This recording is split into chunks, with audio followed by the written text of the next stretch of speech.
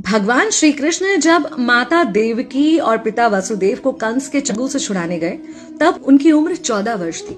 उनकी माता ने उनसे पूछा कि बेटा तुम तो भगवान हो, तो तुम हमें पहले ही कंस के चंगुल से छुड़ा सकते थे, इतनी देर क्यों कर दी?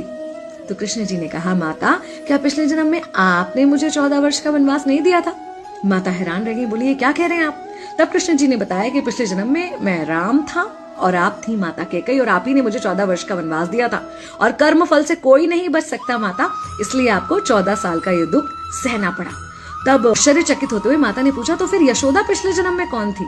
कृष्ण जी ने बताया, वो थी माता कौशल्या, जो 14 साल तक अपने पुत्र से अलग रही थी। उन्होंने उस दुख को सहा था, इसलिए इस जन्म में 14 साल मैं उनके पास रहा और मेरे साथ रहने का, माता और पुत्र के प्रेम का सुख उन्हें मिला।